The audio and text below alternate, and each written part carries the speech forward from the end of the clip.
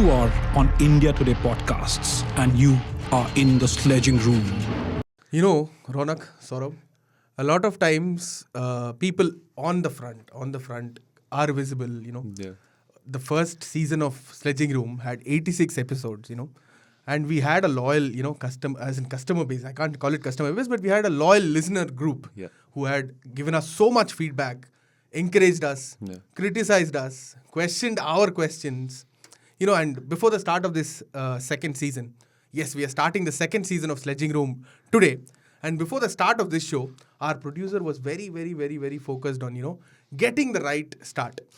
People on the backstage, they do a lot of work. Yeah. They push us. Yeah. They plan things. And we are here on 6th December, starting the second season of Sledging Room podcast. Now, this season, it's going to be a little more than, what it was last season. Yes, of course. Those tough questions for which we were slammed, for which we were praised, and all of them will continue. But there'll be a little more. There'll be experts coming in. There'll be more and more discussions around what are the trending things in sports. And of course, we are trying to move it a little bit beyond cricket as well, whenever time permits. Because the next year, it's going to be huge. We have the Euros. Yes. We have the biggest sporting spectacle of the calendar, of the decade maybe, the Paris Olympics, which is coming 3 years after the Tokyo Olympics. So there's plenty to discuss.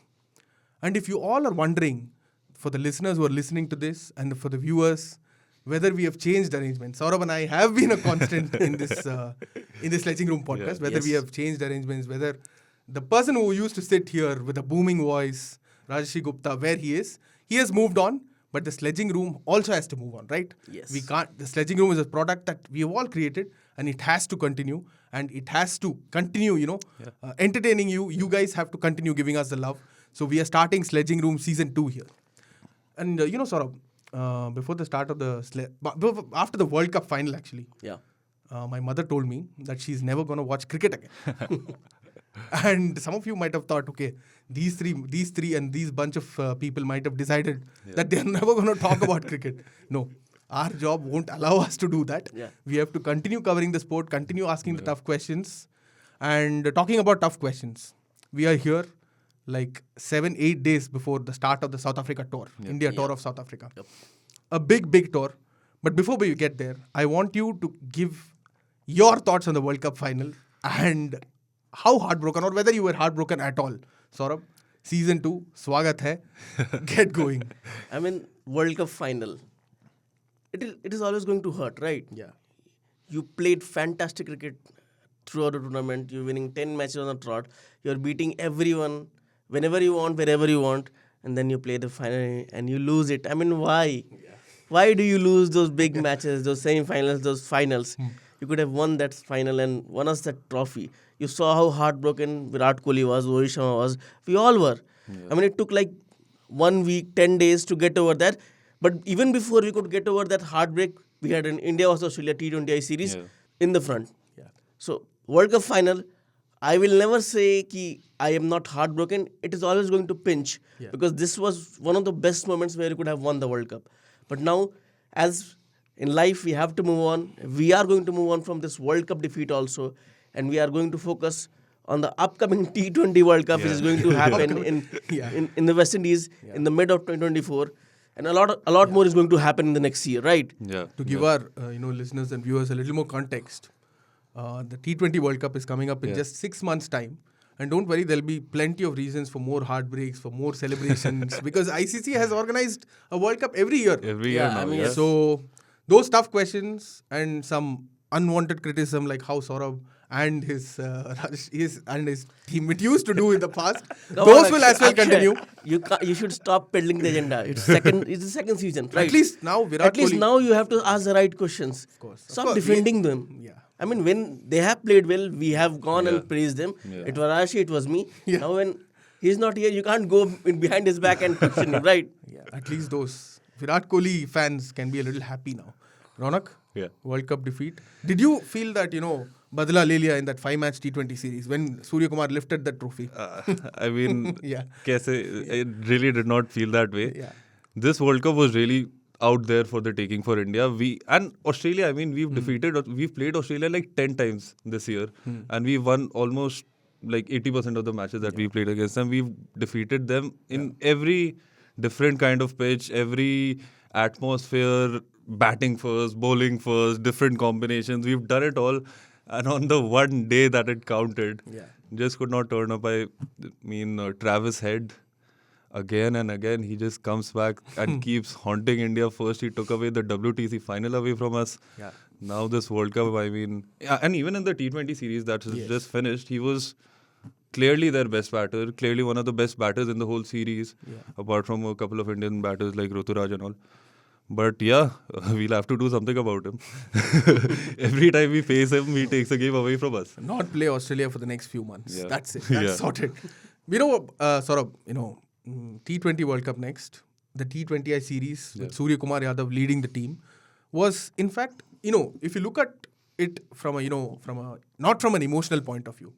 Yes, people questioned that. Okay, badla le liya, nahi. That was not the thing. But that was the start of a preparation for the T20 World Cup 2024. In fact, India had only 11 matches between the 50-over World Cup and the T20 World Cup. And they have played five matches are done. Yeah. And we have won 4 of them. And Suryakumar Yadav stepping up as a captain.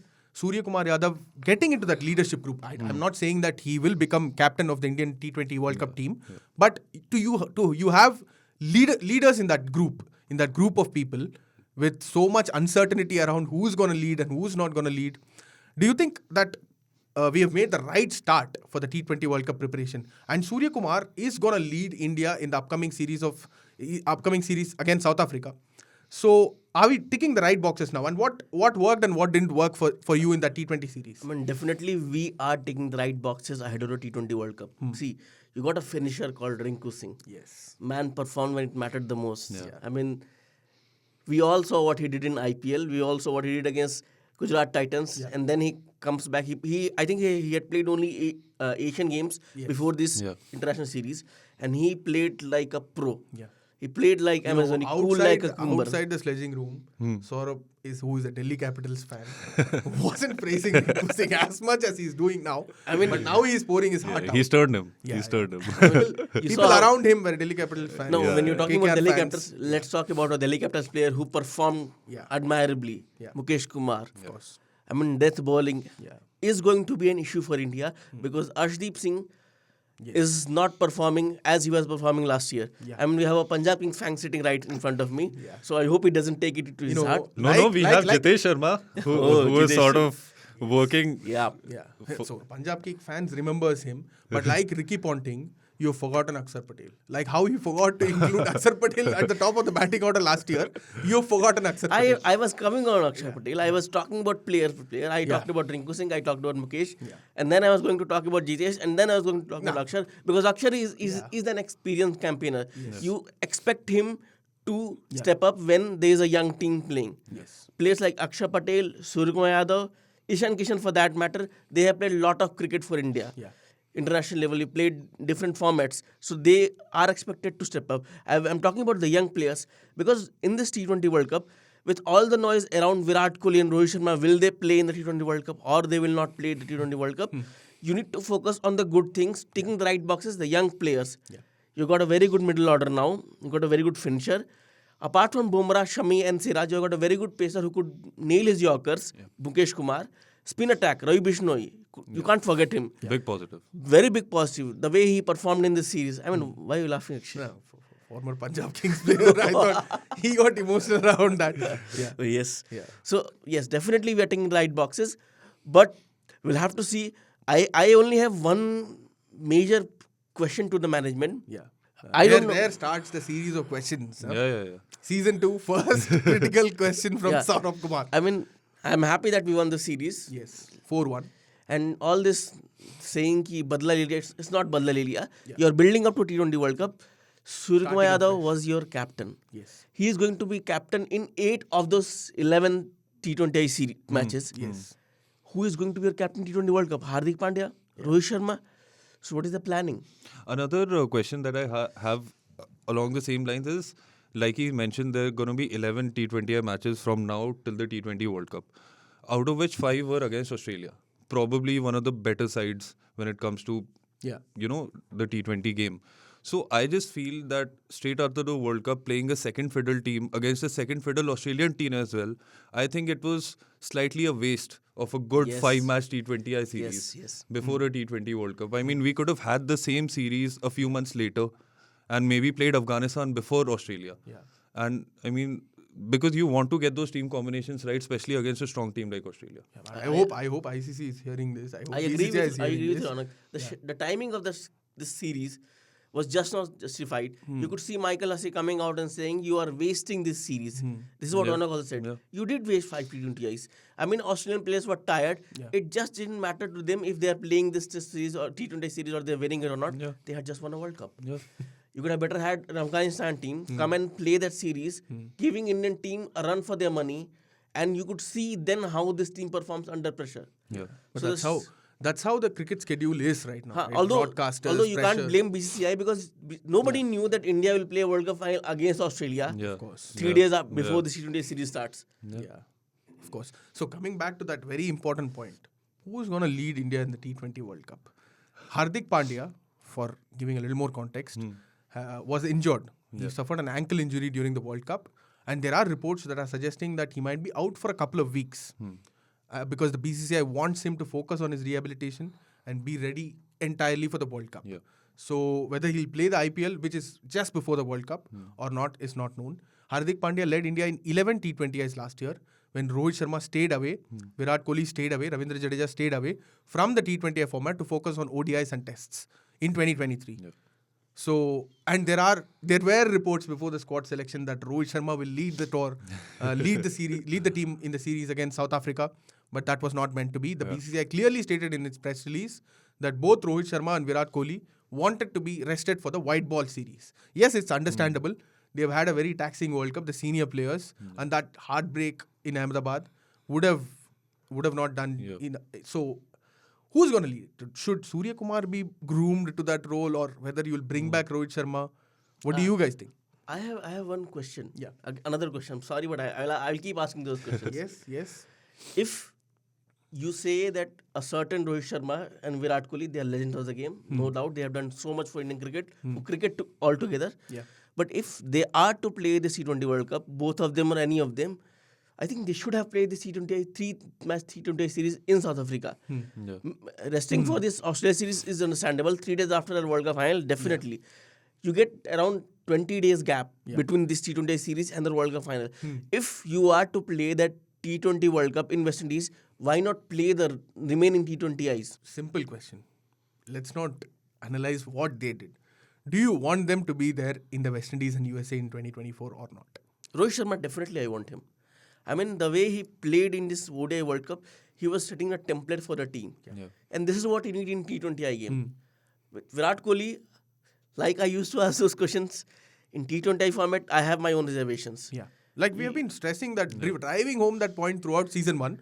And in the first episode of season 2, he has brought up that point, and it's a valid point. Yes. Virat Kohli in T20I format, I have heard reports that BCCI will look into how they perform in the IPL. Yeah. Well, good enough. But won't it be injustice to the young players who have been playing T20Is across the year, hoping that they will get a chance in the T20 World Cup? And even if you look at the series that has just finished, the first 3 matches we scored 200 runs like it's child's play. Yeah.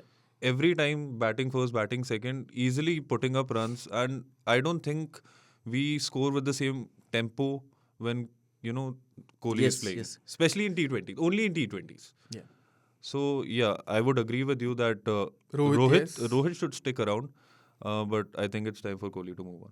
What about Jadeja, KL Rahul and all of them? KL Rahul. Jadeja, he's returning as the vice captain. He's going to play his first T20 in more than a year. He was picked for the South Africa series and he's returning as vice captain. And Delhi Capitals' Akshar Patel is missing that series. These are the things which actually baffle me. Yeah. Akshar Patel has been your go-to T20I player across 1 year and a half. He has been giving you match-winning performances with the ball and the bat, and a couple of times in the field also. He has proven that he is there to be. Jadeja, for all his heroics and everything, his T20I numbers do not do justice to his talent. Yeah. And if he has not been able to perform why will you force him to play the T20I series? I mean, do you want to see him playing a T20I series just because you want a Ravindra Jadeja? Or you want a player who could perform with bat and ball like Akshay Patel has done? Yeah. This is what I'm talking about. These are the injustice practices that I don't agree with it, and it is baffling for me. I just hope that Rahul Dravid had a clarity in his mind and the team management, Rohit Sharma, before the ODI World Cup. Despite a lot of outside noise, even we questioned him. Yeah. They knew what they were going to do. I hope they have a plan in place in the next 6 months for the T20 World Cup. Yeah. All I can do is hope. Like he said, What do you think, Akshay? Simple. Rahul Dravid's contract has been extended, right? Rahul Dravid's contract as a head coach has been extended at least until the T20 World Cup next year. Yeah. So throughout 2023, we did not have these players around. And if I'm not wrong, your build-up for the next T20 World Cup started then only, right?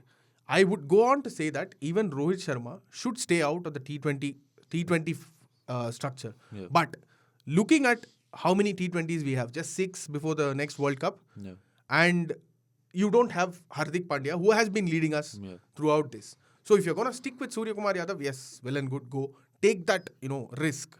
But if you want a senior figure, then Rohit Sharma comes in.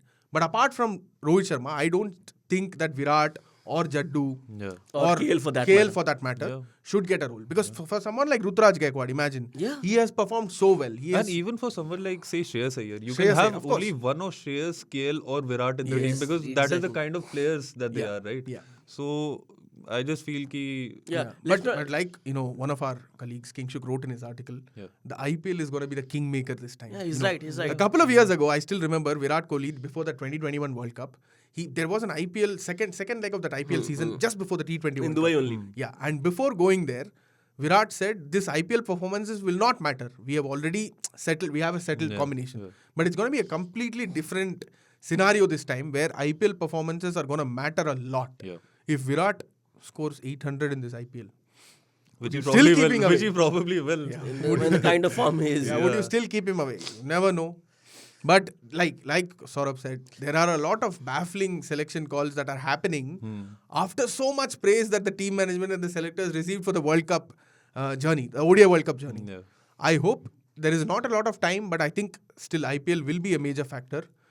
But I guess we should also be looking at the kind of roles that players play for their IPL team and the kind of roles that they'll have to play for the Indian Exactly. team. Very, very well. Because Kohli opens for RCB in the Chinnaswamy. He will not open for India in the T20 World Cup. And he won't be able to smash sixes in a 60-meter ground while playing in the West Indies. Yeah. So those are things that I think... and while we talk about IPL, the biggest thing which has happened in past 1 month in Indian cricket, Hardik Pandya moving back to Mumbai Indians in a sensational swoop. Yeah. And then Cameron Green being traded to RCB to accommodate Hardik Pandya's move, the money move. And then rumours of Jasprit Bumrah returning to CSK. Returning to CSK. Oh my God. Coming to CSK. That CSK fan came in. Yeah. And Rishabh Pant. Yeah. Okay. Let's leave CSK aside for now. So, but how do you see this Hardik Pandya's move to MI? First question to you. Yeah. And my second question is, what were RCB team management thinking when they swooped in? It's basically like Mumbai Indians can do what they want. Okay. Is it like that? I've heard reports. Yeah, that is what I am asking. The outset looks like that, Yeah, I mean, you wanted, like you've groomed a player like Hardik Pandya, so you think that, maybe it's not correct that a new team just comes and takes him away forever. Yeah. So you want him back. But you want the captain of a franchise who's just reached the final, won the cup a year before that. Yeah. And you get him, then you want to trade one of your players for the value that, 17 crores? 17.25 crores? Yeah. And you just get it done. So when India Today broke that Cameron Green trade news, that hours after that retention deadline on November 26th, if I'm not wrong, a lot of us were not able to believe. But at the back of the mind, we also knew that it was RCB who was involved in this. And they are capable of doing something like this. Yes. Yeah, it could have just been RCB. Yeah. Because, see, no doubting Cameron Green's quality. He's one of the highly rated young all-rounders coming up. But 17.5 crore, right? If I'm not wrong. 17.5 crore out of your pocket. Yeah. Especially when you have released so many bowlers. You've released Josh Hazlewood. You've released David Willey. Hasaranga. You've released Hasaranga. You don't have a lead spinner. Patel, all of these. They don't have bowlers. Yeah. Yes. So, I think they now have around 23 crores for the Yeah. mini auction, which will be held on December 19. With the new management in place, Andy Flower as their head coach and Mo Babat as their director of cricket operations, I was expecting a different approach. Yes, they did release a lot of bowlers. I think they just kept Siraj as their main bowler and Reece Topley. Reece Topley. Other than them, they have released every other pacer they had. Okay. Maybe the in-swinging menace will Virat come. Kohli will come and Yeah. and then you see this Cameron Green for 17 crores. Why is RCB doing it? I mean, you helped Mumbai Indians. First of all, you wasted your purse. Second thing, yes, you did get a very good player, but Cameron Green for 17 crores. IPL auction mein, if you go and buy a player for that much money, I understand there were bidding happening. Yes. Yahan pe I don't understand. Second thing, you helped a direct rival, Mumbai Indians, the giants of Rival IPL. for whom? RCB. Yeah. How many titles have they won? They have not won any title, but How they many have, titles have MI won? they have reached 3 finals, and if they want to win an IPL title, they will be coming up against a team like Mumbai Indians or CSK or Gujarat Titans.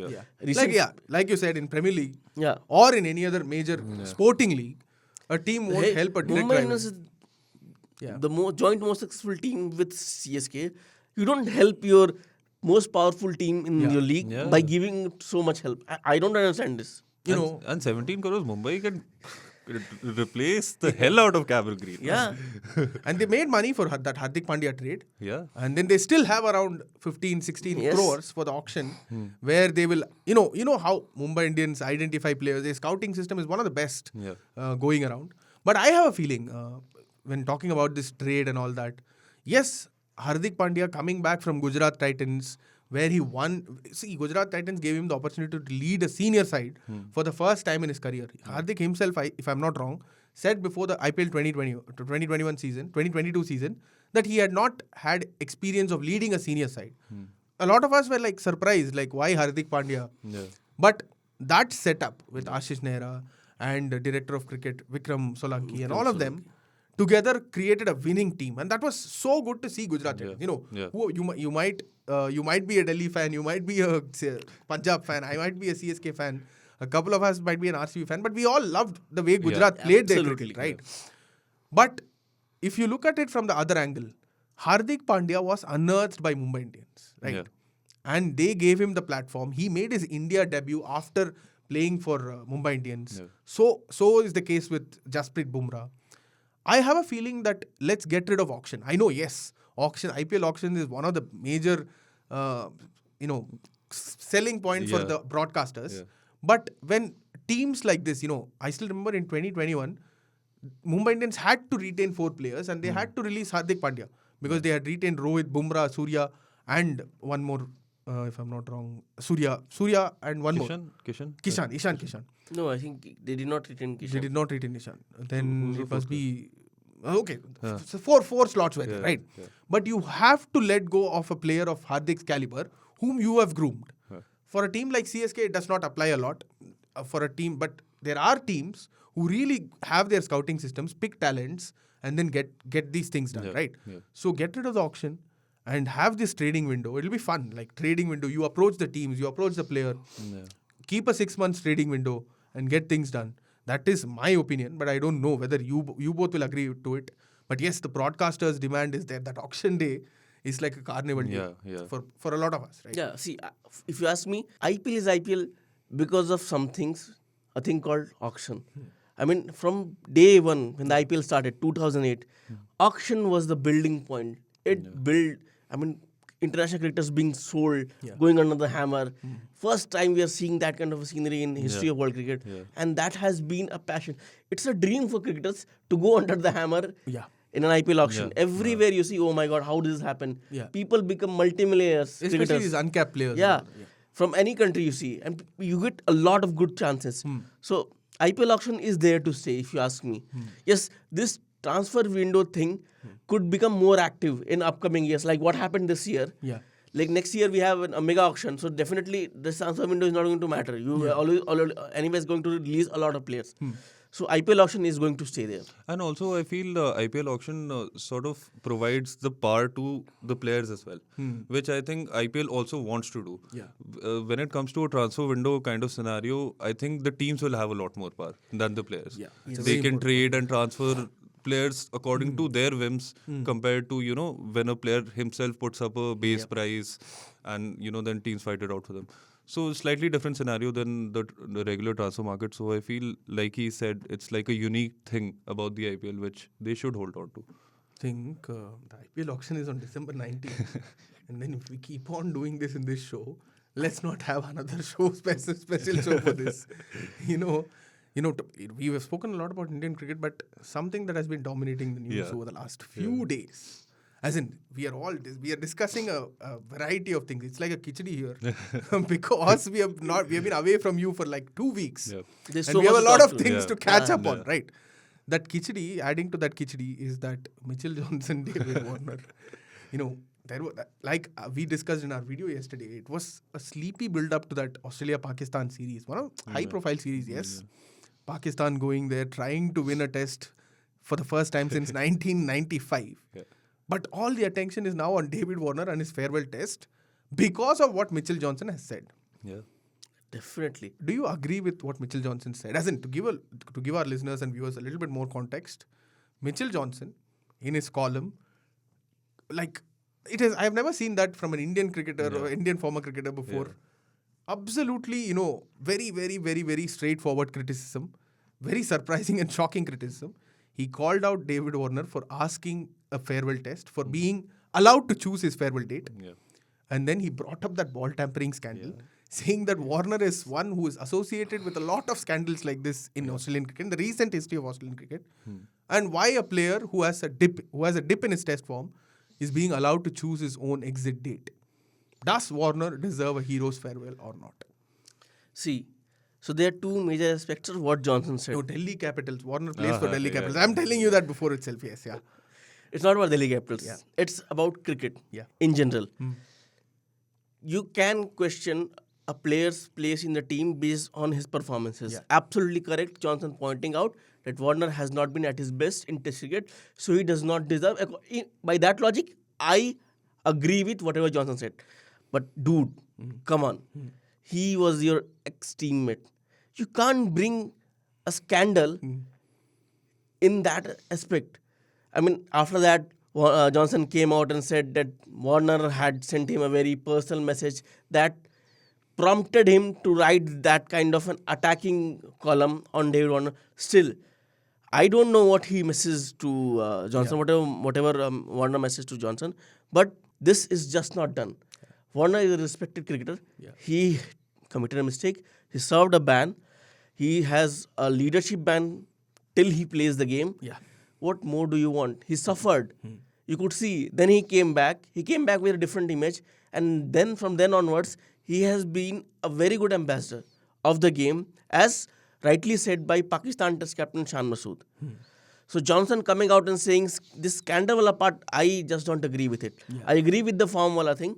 Yes, you can question a player's place in the team based on his form.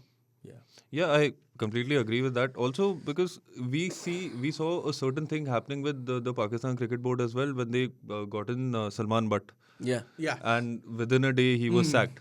So do you agree with that? No, I don't agree with either of the things because just in cricket, like in life, you do something wrong, you pay for it, and then you should start off. At least you should be given a chance to start off with a clean slate. And Warner did that. He has been, like he mentioned, he's been a model professional since the time he's come back from that ban. And he is an Australian great. When you look at his numbers, when you look at the things that he's won for Australia. So I feel he should be, and he rightly deserves a chance to choose if he wants to retire, if and when he wants to retire. So I thought Johnson was a little out of line. What do you think? So, like I told you, David Warner, whether he deserves a farewell test or not, is a proper question, as in based on his form. Yes. If you ask me, Cam Bancroft or someone else who's in good form could have played the first 2 tests and just give him that one farewell test. Yeah. In our, like we discussed yesterday, in our country, Ishant Sharma is not getting a farewell test. Yeah. A lot of them. A lot of players do not get their farewell test. A lot of them do not get their farewell test. Yeah. But when you are starting a new World Test Championship cycle, you played the Ashes and you have to carry forward that momentum. But in Warner's defense, Warner has a good record against Pakistan. Oh, yeah. Like you guys, let's agree also on Sledging Room sometimes. Let's learn to agree as well. yes, Warner can get a farewell test, but questioning him on what ball tampering, I seriously thought at that point that Cricket Australia was harsh in even giving them a 1 year ban. How many players in the past have gotten 1 year bans for ball tampering? For Shahid Pakistan, Afridi, he was caught eating a ball on the ground. Yes. He got 2 match ban, right? Yeah, 2 match ban. I think legendary Sachin Tendulkar was also once involved in a ball tampering thing, and he also got his punishment, but it was not a 1 year ban. I don't know. I thought at that time itself it was a little severe, but yes, it's how it is. But then bringing it back and then vilifying him. But that I feel also set a nice precedent that if you do such a thing, then you're out for like 2 years, 1 year leadership ban. So I feel that since that incident, a lot of these ball tampering incidents have drastically gone down. Like we would keep on hearing about 1 or 2 here and there. Now we don't really hear about. But I personally feel what Australia did was like they had that image of being arrogant, being that dominant and being bullies. Yeah. But they found 3 scapegoats to get rid of that image. Yes. And then they had a culture change committee and all that, I think. Yeah. All that happened. And once these 3 retire, or at least Warner retires, it was always straightforward. We would love to hear his version of what happened. Yes. In that. We all are waiting for that, right? An autobiography. Waiting for his book to come out, Definitely. Yeah. So, the first episode of season 2 is here. And like we promised, there is plenty of stuff that is going to happen. Starting from the IPL mini auction, starting from the WPL auction, there is a lot of things to look forward to. And the most exciting thing, as far as I am concerned, is the Paris Olympics and the T20 World Cup next year. Yeah. So, keep listening to us, and you have supported us for like 86 episodes in the first season. As in, when we started out like 1.5 years ago, we were not sure of what we were doing. Yes, we were here to, give our thoughts, and then it slowly built. And to our credit, as in, I'm not boasting it, I'm not bragging about it, but we asked the right questions way before than most other people asked.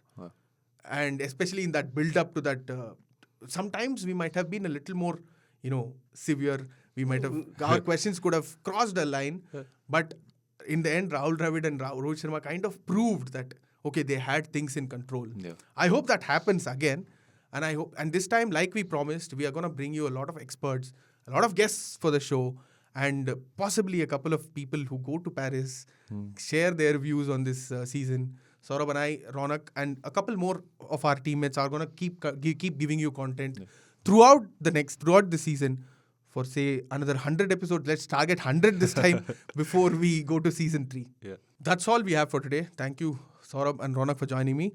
And thanks for our listeners and viewers who have tuned in. And please share your feedback. It's going to be very crucial for us. Yeah. And we'll read out these feedbacks in the upcoming episodes. You can send in your feedback on 8588966996. You can also email us on pods@indiatoday.com.